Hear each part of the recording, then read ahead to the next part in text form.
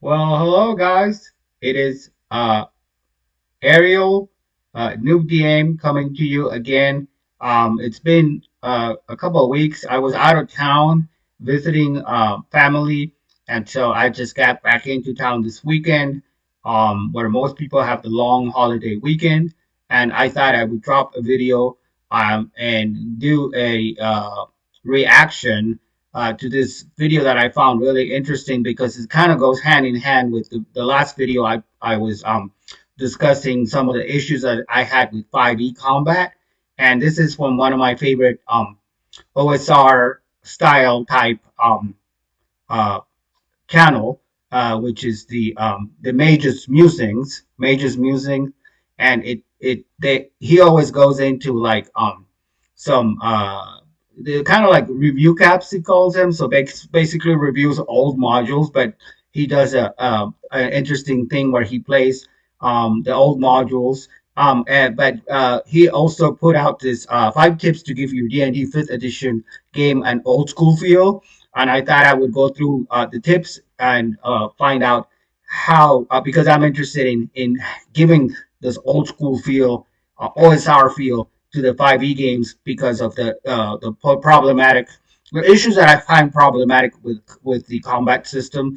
And I will kind of expand or elaborate more on some of the things that I want to try um, with my party in terms of that. I should also mention before I go forward that I did rebrand the channel. So the new DM channel is now the Nexus of Geek, because I feel that I do talk about other issues besides my DMing 5e and Dungeons and Dragons, although that's a big part of the content.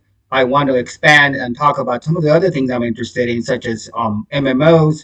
I've been playing a lot of EverQuest because this is a double XP weekend, being a long 4th of July holiday weekend for most people. And so I have some time to do some questing in EverQuest. It's the game that runs the MMO that runs best on my system. But without further ado, as they say, let's go ahead and if the video holds up, because sometimes it buffers um, on my system. Uh, Go through the react to these 5 tips to give you D&D fifth edition game and old school feel. So here we go. All right, so it's not going as well as I planned. The audio on the video itself is very low. I'm not sure why I have to mess around with the settings. So for now, I will link a I will link a put a link on the description if you want to watch the entire video. But we'll just go through the tips and it'll probably go faster. And basically, the first tip is basically talking about how to give that the 5e games like a slow burn OSR type feel. You know, have it be more kind of like more challenging to the players and the DM by default, because what tends to happen is the to me it feels like what I was talking about in the previous video about how the 5e characters seem when they reach a specific level, they're so powerful, they seem to be like superheroes. Back in the basic set, even during first edition, the mentor basic Beckme, if you're familiar with the nomenclature of the old OSR games, you didn't really reach s- uh, a high superhero type feel until you got to be like in a master level, and then after that that was the immortal set, you know. But basically the first tip he gives is to roll 3d6 for stats. Like in the old days we used to roll 3d6, and then just you go with charisma, whatever the attribute was. You know, if you roll like a 12 or something like that, then you can re-roll it if it's like below the if you get like a low, like an 8 or a 9 or below the requirement for each class, because the classes had requirements that you kind of had to meet in order to even be that class. You can re-roll them. It's up to the DM's discretion, but most of the time you just go with whatever you roll. So you roll 3d6 for your stats, and that way, um, it's more challenging. You have to role play a little bit. There's nothing wrong with having a character that's below that has stats that are they're not all dumb stats, but they're not all optimal either. And so we are doing this currently in our current campaign, and so I think it's a great idea, and I think it's something that people should try and see what whether they like it or what they think about that. Popping the hit point bloat is one I really like. And I was talking about how it doesn't really matter or make a big difference in 5e where you have like a monster that has like 300, 400, a bunch of hit points because of the what I perceive to be, and I talked about this in the previous video, what I perceive to be a deficiency in the combat system when you roll for initiative and you have a big party, for example, and let's say your monster or your or opponent rolls very low, and they go they heaven forbid they get to go last because even as a result of the low initiative rolls, they don't have any bonuses or anything like that, and because then everybody will take a hit. And so by the time, even if they have multi attacks, so by the time it rolls around to their turn again, they might not even make it to it. I remember our party was so powerful, excuse me, in one session that even like a dragon or something with like tons of multi attacks and a lot of hit points. I think they killed it in like three or four rounds, which is it's a shame that uh, that combat system doesn't work. But if you lower the hit points, I think this video recommends doing it, cutting it in half. And you cut that in half, not only does it make the combat go faster, but it also makes it feel like a more level playing field and more challenging, for sure, a more challenging combat encounter or combat scenario for the players. But everybody, including the DM, will enjoy the fact that it doesn't turn into this tedious thing where you can't really throw anything at them because the characters are too strong, and they're almost virtually. I mean, let's face it. I mean, they have like 3 death saves to begin with, so they're virtually impossible to kill at higher levels if you're going with the 5e combat mechanic as it is. And so I think that popping the hit point bloat definitely will help with that. I mean, here's a good example of what I'm talking about. This is the vampire, which is a medium undead creature in 5e, and look at it has 144 hit points. If you take the average, you did the 17d8 plus 68, but it has all these multiple actions. You can shapeshift. It can do an unarmed strike, a multi-attacking vampire form. So it has all these actions, including legendary actions.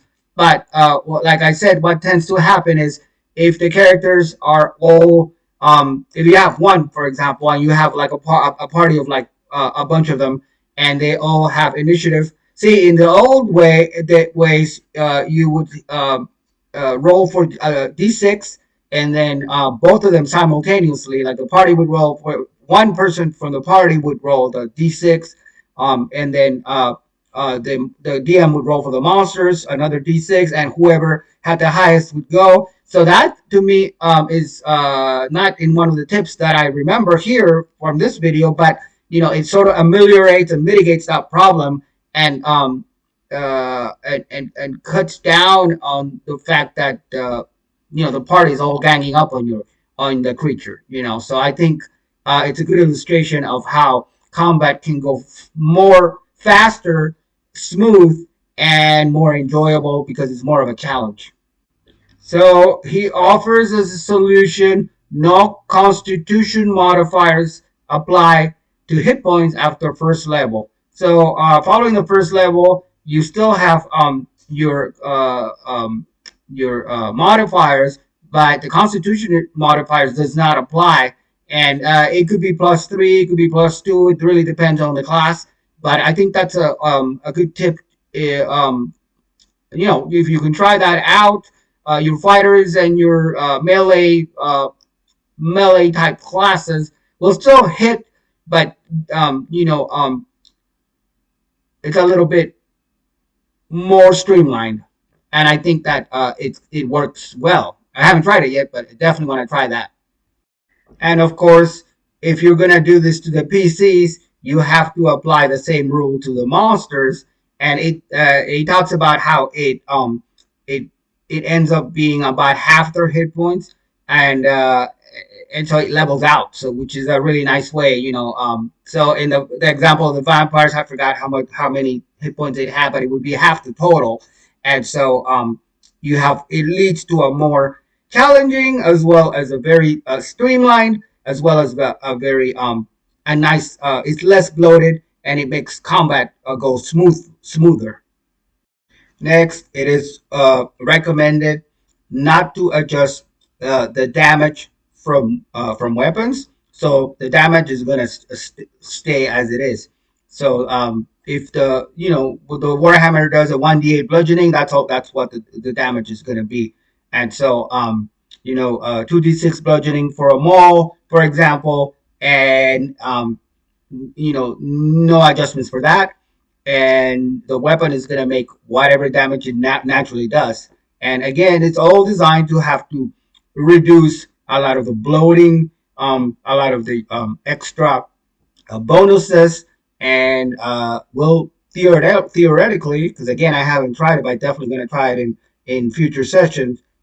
Make for smoother combat and for a more level playing field for both your PCs and for your monsters. And the third tip is to limit cantrips. And I really, really like this one because with one of my players that plays he's not even a caster. He plays like a a rogue, but he does have a specific subtype or third, after third level in 5e where you get to pick your type. I think it's like the trickster rogue, if I'm not mistaken, that does have some spell casting allowed to it in as part of the class, and using cantrips. Some of those cantrips are really powerful. So it used to be that there was limitations in basic again. First edition, I don't remember, but older editions, OSR versions of D&D, where you have level 0 spells, which is essentially what the cantrips are for 5e, but you can just zap them. In 5e, you can just keep on zapping them, and there's no actual limitation on that. And some of them are pretty effective, and do some damage. I'm thinking of like, those blasting type, what's it called? Like magic missile, for example, I think is a cantrip. And I could be mistaken, but I think that magic missile is a cantrip, and so you can inflict damage. So to me, limiting the cantrips, even for a non, because again, there's some classes that are not even casters. Limiting the cantrips is a great idea, and I think that is something that will again make combat be a lot more exciting. So How do you go about this limiting? Well, very simple. He suggests to limit character level plus proficiency bonus, because you can't take them all. He makes a good point. You can't really get rid of them altogether. There's too many. Within the framework of the mechanics of the game, but just reducing them to character level plus the proficiency bonus puts a cap or a nice limit on it, and then players are not gonna feel like they don't have access to cantrips, and they can still save a lot of their spell slots for their first, second, third level spells or whatever it be, but still are able to use cantrips, but with a bit of a limitation, which makes it less of a over overpowered mechanic, I would say. And he does also make an excellent point where in old school or OSR D&D, it was even less. It was like you had less to work with. So you would have like if you're a low level mage, you would only get one, like it shows on the chart, like one spell at first level. And then as you level up, you get more access to spells. I think on basic, the magic user had something like two spells like on the early levels at first level. For second level, I can't remember, but it's not a whole lot. And so you get a lot more on 5e is the point. And so limiting the cantrips um, uh, what it results in is for the spellcaster character classes to have to do some resource management, which is something that is kind of a little bit missing from the modern game, I think, because you don't have to manage resources as less carefully, if that makes sense. Here is number four: multi-class or feats, but not both. And that's one of the questions that one of the very first questions that I got from my players, a new player joining the table. I had said initially, because I was getting new players in and out, and it was hard to manage the character creation process, especially if you allow multi-class. I wasn't really concerned about them becoming too powerful for multi-classing. I was more concerned that it's just more inventory, more work for the for me as a DM to keep track of multi-class characters. Whether when especially if we were running like an introductory adventure, you can just have a pre-gen and hand it out. So here's a fighter, here's a cleric, whatever. But if you multi-class, then that makes that process a little bit tougher. Um, if you add the feats, because 5e allows you to add feats instead of in some situations, then it does it could lead into a possible situation where the PCs are OP. So either you multi-class or you have feats, but you're not gonna get both at the same time. And another tip that comes from the fifth edition DMG Dungeon Master's Guide is actually on page 267 of the book, is using the gritty realism variant. And basically, this variant uses a short rest of 8 hours and a long rest of 7 days. And the book says that it puts the brakes on the campaign, requiring the players to carefully judge the benefits and drawbacks of combat. Characters can't afford to engage in too many battles in a row, and all adventuring requires careful planning. The book says that this approach encourages the characters to spend time out of the dungeon. It's a good option for campaigns that emphasize intrigue, politics, and interactions among other NPCs, and in which combat is rare or something to be avoided rather than that rushed into. So as you can see, if you change the rest mechanics, it kind of aligns more with that old school feel where of again having to consider or think about resource management, which is something that is not really prevalent in the original rules of 5e, but it is a variant here that is presented as an option for DMs to exercise in their campaigns and games. So the final point is that it's it's not going to be something that's going to appeal everybody or every play style.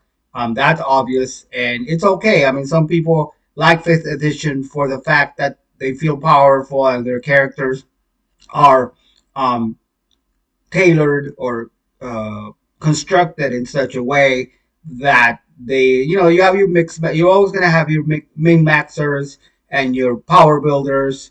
But if you want to play a more challenging game where you have to manage resources and you're not always going to be come out on top on every single battle. Like if, as a DM, you want to have rules in place uh, so that your 5e game feels more like an old school experience, and there's a balance between the PCs and their opponents. Then I would suggest maybe giving these tips a go. I'm definitely going to try them and see apply them. There's a couple of others that are not covered here. The one thing that I want to try for both streamlining the combat system on 5e is to instead of rolling d20 for the initiative, which and then checking the dexterity, which is how it works on 5e, just having the old school way where you roll a d6 for each side, and whoever wins goes first, and then go through the checklist of the things that happen, surprise, morale, and then regular combat, melee, uh, and range combat, which in the old days we used to call missile combat, and which is like longbows and you still can use the 5e combat mechanic or the 5e actions such as disengaging and dodging and dashing. All that stuff can still be incorporated. It's just a matter of tweaking it so that the combat system feels more gritty. It feels more challenging, and it feels less of a how can I say it? It feels more streamlined for sure. It'll go faster. It'll seem natural, and I think that these tips are a good starting point. So let me know if you guys.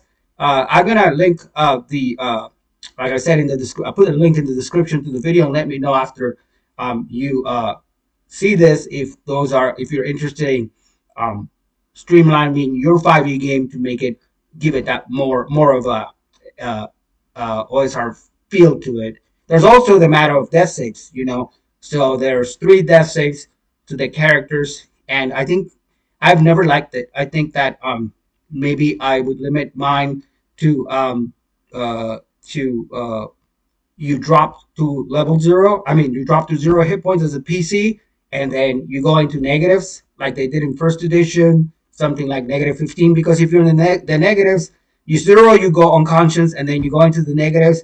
And then if you have a healer or some way to prop you back up or get you back to life, even if it's a revivify spell or whatever it happens to be, I think it's a lot better than having three death saves because the point is that the characters are going to be careful and it's not going to be but that's a whole different discussion. But for now, I think I'm just gonna leave it here, and I'll be curious to see if you guys try any of this.